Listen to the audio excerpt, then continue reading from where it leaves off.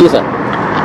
આ ગત રાત્રિના લગભગ 12:30 થી 1ની આસપાસ કતવારા પોસ્ટેના પીઆઈ શ્રી યુએમ ગાવિત અને એમની ટીમ ખંગેલા ચેકપોસ્ટ જે એમપી બોર્ડરને અડીને આવેલી છે ત્યાં વાહન ચેકિંગ કરી રહ્યા હતા.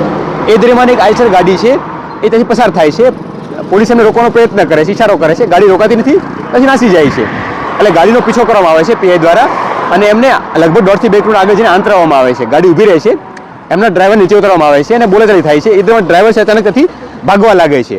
એટલે પીઆઈ ગાવિતે શંકા જતા કે ભાઈ એમાં કોઈ ઇલીગલ વસ્તુ હોઈ શકે, એમનો પીછો કરે છે દોડતા દોડતા અને જે વ્યક્તિ છે અંકુશનો ડ્રાઈવર એ અંધારામાં ભાગી જાય છે. એટલે પીઆઈ ગાવિતે સતત ફોલો કરે છે અને આ દરમિયાન અંધારાનો લાભ લઈ અને અંકુશનો વ્યક્તિ છે એ પીઆઈ ઉપર પથ્થર દ્વારા હુમલો કરે છે અને એમાં પીઆઈશ્રીને કપાળના ભાગે, આંખના ઉપરના ભાગે ઇન્જરી પહોંચી છે. પીઆઈશ્રી હાલમાં સારવાર હેઠળ છે.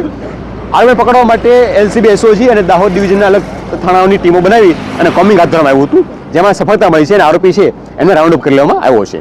ઓફિસ દાખલ થઈ ચૂક્યો છે, પોલીસ હિરાસતમાં છે અત્યારે.